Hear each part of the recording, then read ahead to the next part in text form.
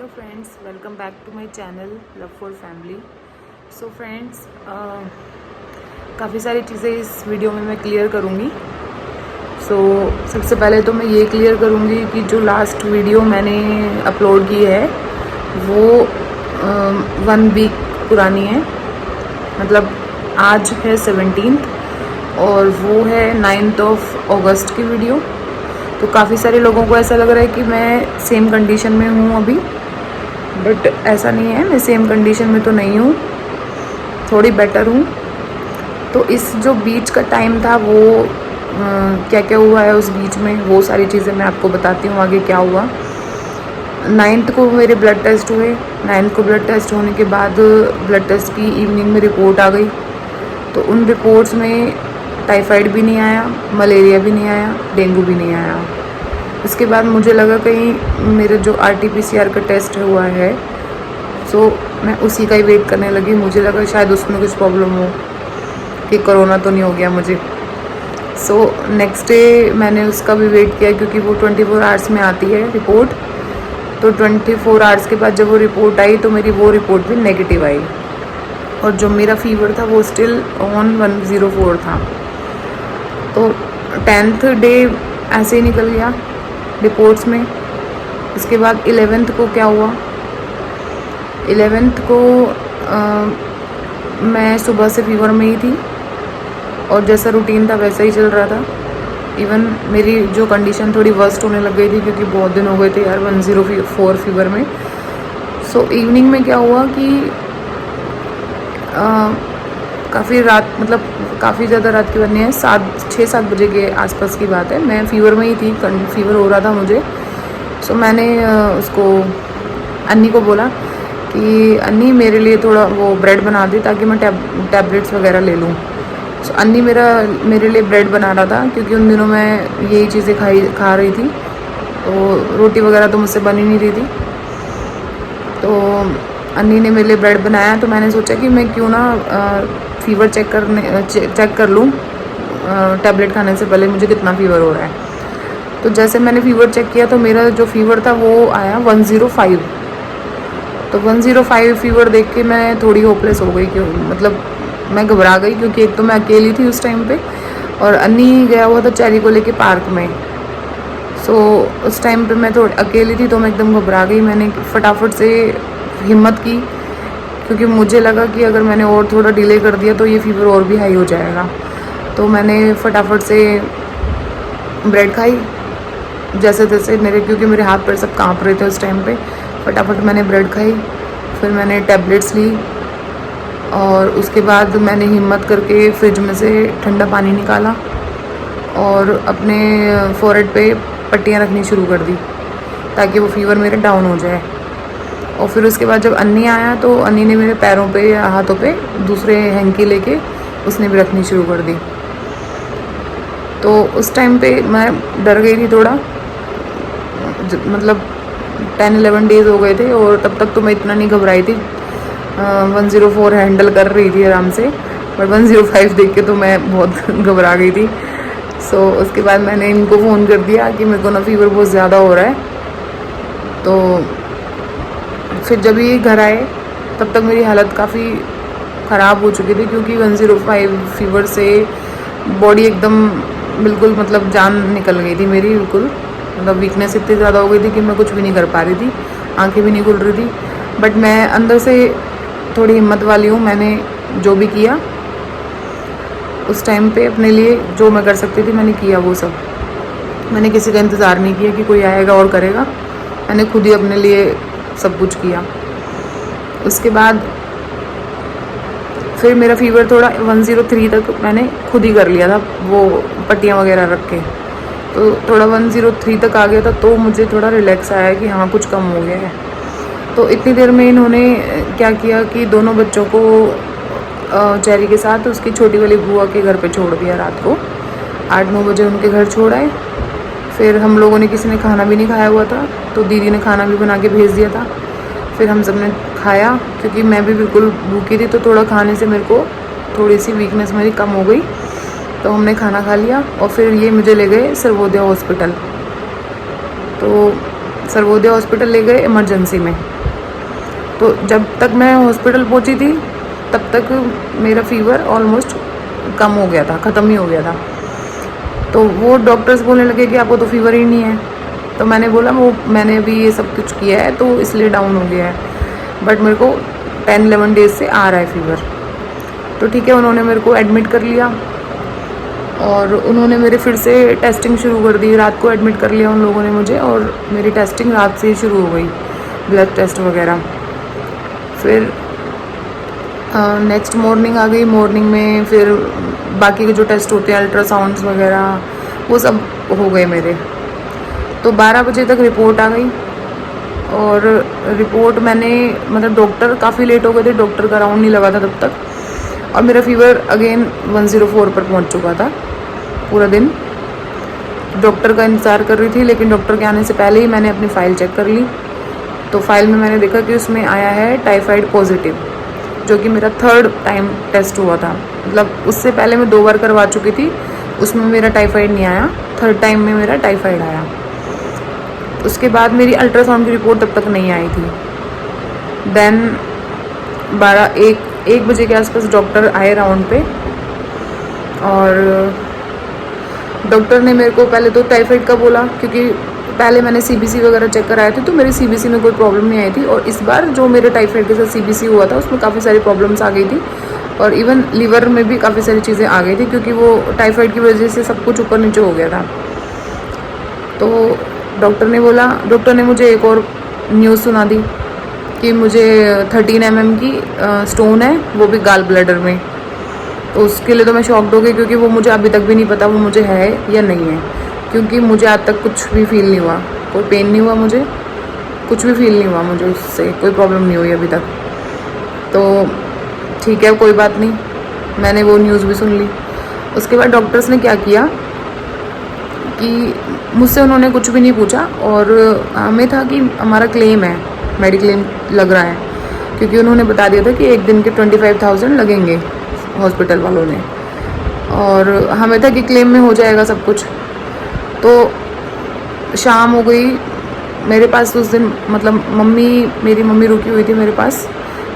Mummy की भी तबीयत काफ़ी दिनों से ख़राब चल रही थी, लेकिन फिर भी वही है कि मम्मी आ गई थी मेरे पास तबीयत ख़राब में भी, क्योंकि कोई तो मेरे पास रुकता। और बच्चे थे दीदी के घर पे।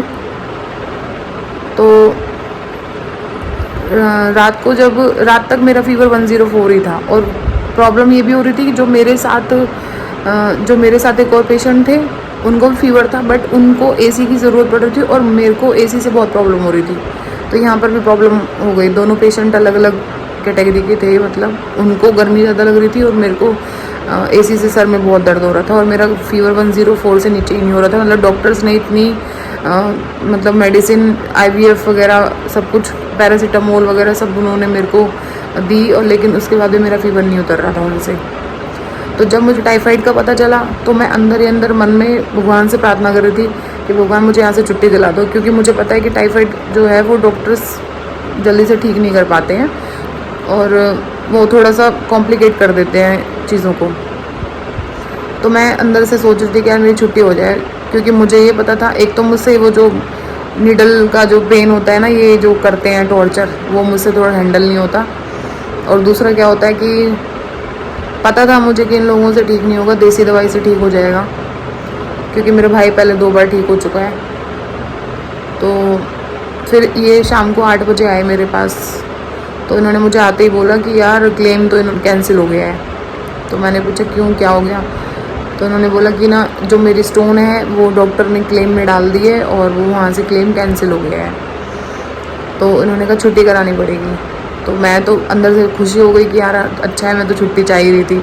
तो मैंने बोला हाँ करा दो छुट्टी, टेंशन मत लो किसी भी चीज़ की। इन्होंने कहा तेरा फीवर, मैंने कहा मैं कर लूँगी हैंडल, तुम करा लो छुट्टी। इन्होंने छुट्टी करा ली और छुट्टी कराने में हमें 11:30 रात के 11:30 बज गए छुट्टी कराते कराते। और इन लोगों ने बिल बनाया हुआ था 22-23 हज़ार रुपये का, जो कि हमने पे किए हैं इनको।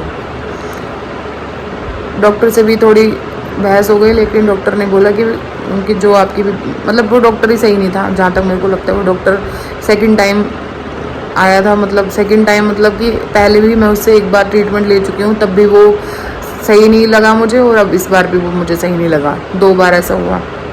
डॉक्टर अरविंद के नाम से है वहाँ पे सर्वोदय हॉस्पिटल में। और उसके बाद क्या हुआ, फिर रात को ये मेरे को लेके मम्मी के घर पे ही आ गए, और बच्चे दीदी के घर पे ही थे। तो मम्मी के घर पे लेकर आ गए क्योंकि इनको ये था कि पीछे मुश्किल हो जाएगी, काम नहीं हो पाएगा मेरा, कुछ केयर नहीं हो पाएगी, तो इन्होंने मुझे ये मेरे को ही लेकर यहीं पर आ गए। और फिर अगले दिन हमें वहाँ पर भी जाना था जहाँ से दवाई लेनी थी। तो अगले दिन मैंने फिर वो जिनसे मैंने देसी दवाई ली है उनके पास हम चले गए थे, और उन्होंने सारी दवाइयाँ बंद करवा दी थी, अपना थोड़ा सा अपनी थोड़ी दवाई दी थी बस। तो उससे उसका इलाज चल रहा है मेरा, और शायद 3 या 4 दिन हो गए हैं, हाँ 3-4 दिन हो गए हैं। तो मेरा जो फीवर है वो डेली 1 पॉइंट कम हुआ है, मतलब 103, 102, 101। अब मेरा जो फीवर है 101 पॉइंट समथिंग पे रहता है। तो अभी तक आज फिर हम दोबारा गए थे, उसकी मैंने आज वीडियो शूट की थी, तो वो वीडियो इसके बाद आएगी, उसमें आपको पता चल जाएगा। तो अब तक की ये स्टोरी रही है। और बीच में क्या हुआ है, 2 दिन छोटी वाली बुआ के घर रहे हैं बच्चे, फिर उसके बाद मैंने अभी को अपने पास बुला लिया था, और अन्नी बड़ी वाली बुआ के घर रहे 2 दिन, और उसके बाद से बच्चे दोनों मेरे पास ही हैं। तो ये सब चल रहा है। बज रहे हैं रात के 11:30 बजे हुए हैं, और मुझे लगा कि मैं ये चीज़ें क्लियर कर दूं, क्योंकि काफ़ी लोगों को लग रहा है कि मैं जो लास्ट वीडियो डाली है वो करंट सिचुएशन में है। और अभी भी मेरा फीवर 101 पे है, मैंने अभी चेक किया था, तो ये मैं दिखा भी सकती हूँ, देखो 101 पे है। तो सुबह मैं गई थी ना, तो उन्होंने मना कर दिया था कि अब नहीं आना, हो जाएगा ठीक, लेकिन मेरा फ़ीवर नहीं कम हो रहा था। तो मम्मी ने दोबारा फ़ोन करके उनको बोला है कि ना फ़ीवर कम नहीं हो रहा है, तो उन्होंने मुझे कल दोबारा से बुलाया है। और इसके बाद जो वीडियो आएगी उसमें मैं थोड़ा बहुत रास्ता वगैरह वहाँ का दिखाऊंगी आपको, बिल्कुल प्रॉपर जगह तो मैं आपको नहीं शेयर कर सकती अभी। और बातें तो बहुत सारी हैं करने के लिए, लेकिन वीडियो लंबी होती जा रही है। दिखाने के लिए कुछ नहीं है, सिर्फ बातें ही हैं मेरे पास, क्योंकि मैं कुछ कर तो पा ही नहीं रही हूँ, कर मैं सकती नहीं हूँ कुछ, तो मैं दिखाऊंगी आप लोगों को। बातें ही हैं बस मेरे पास करने के लिए। और मुझे ये भी पता है कि काफ़ी सारे लोग ये सोचते होंगे कि वीडियो बनाती क्यों है, लेकिन मैं वीडियो इसलिए बनाती हूँ क्योंकि मुझे अच्छा लगता है वीडियो बनाना, और मुझे लगता है कि मैं शेयर करूँ सब कुछ जो भी मैं अपनी लाइफ में हैंडल करती हूँ। क्या पता किसी को मुझसे मोटिवेशन मिल जाए, हो सकता है। बाकी तो लोगों की नज़र में सब कुछ होता है, कुछ पॉजिटिवली देखते हैं और कुछ नेगेटिवली देखते हैं। और काफ़ी सारी लाइफ में चीज़ें ऐसी होती हैं, सबकी लाइफ में होती हैं, मेरी में भी होती हैं। जैसे कि एक कोइंसिडेंस तो 3 साल से हो रहा है कि मैं एवरी जुलाई बीमार होती हूँ कंटिन्यू। जैसे कि इस बार भी जुलाई में मैं स्टार्ट हुआ है मेरे को फीवर वगैरह, और पिछले साल जुलाई में मुझे प्रॉब्लम हुई थी एंजाइटी की, और एंजाइटी की प्रॉब्लम को तो मैंने ओवरकम कर लिया है। कभी किसी को मतलब जानना हो तो आप मेरे को कमेंट करना, मैं बहुत अच्छे से सारी चीज़ें समझाऊंगी आपको एंजाइटी क्या चीज़ है। और उससे पहले जुलाई में मुझे अर्थराइटिस की प्रॉब्लम हुई थी। तो कंटिन्यू 2-3 साल से पता नहीं क्या हो रहा है, कुछ ना कुछ ऐसे होता ही रहता है कि जिससे मेरी लाइफ उथल पुथल हो जाती है बिल्कुल। बट ऐसे टाइम में हिम्मत रखनी पड़ती है, और मैं काफ़ी हिम्मत रखती हूँ, मैं सब हैंडल करती हूँ। रोने धोने वाला काम मैं नहीं करती हूँ, जबकि लोग मुझे बोलते हैं कि तू सब कुछ शेयर करती है, तेरे को नज़र तो नहीं लग रही है, ये तो नहीं हो रहा है, वो तो नहीं हो रहा है। तो मुझे लगता है कि यार सबकी लाइफ में सब कुछ होता है, कि कोई ऐसा नहीं है जिसकी लाइफ में अप एंड डाउन्स नहीं आते हैं, सबकी लाइफ में आते हैं। बट इसका मतलब ये तो नहीं है कि मैं जो मेरा मन करता है मैं वो करना छोड़ दूँ, या लोगों की सोच को इतनी इम्पोर्टेंस दे दूँ कि अपनी सोच को ही दबा दूँ, तो ऐसा मैं कुछ नहीं करूँगी। जो मुझे अच्छा लगता है वो मैं करूँगी और हमेशा करूँगी। मैं कभी किसी की बातों से वो नहीं होती कि यार उसने बोल दिया तो मैं अब ये नहीं करूँगी, या ये चीज़ें मैं नहीं करूँगी, ये ऐसी मैं नहीं हूँ। मैं मेरे को जो करना है वो मैं करूँगी, मुझे जो अच्छा लगता है वो मैं करूँगी। जिसको प्रॉब्लम है मत देखो, सिंपल सी बात है। और बस यही सब है। रात को 12 बजे बैठ के वीडियो बना रही हूँ, और मुझे पर्सनली कमेंट करने की बजाय वीडियो पे कमेंट कर दिया करो, क्योंकि मेरे पास पर्सनली बहुत कमेंट आते हैं।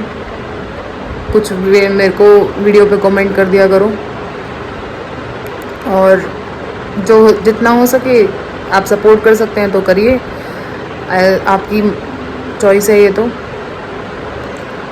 अब वीडियो को मैं ख़त्म करती हूँ, फिर मिलेंगे किसी और वीडियो में। अब तो जो होता रहेगा वो सब देखते रहना आप, क्योंकि अब तो मैंने जो बीच का 4-5 दिन का जो गैप चल रहा था वो सब कवर कर दिया इस वीडियो में कि इन दिनों में मेरे साथ क्या क्या हुआ है।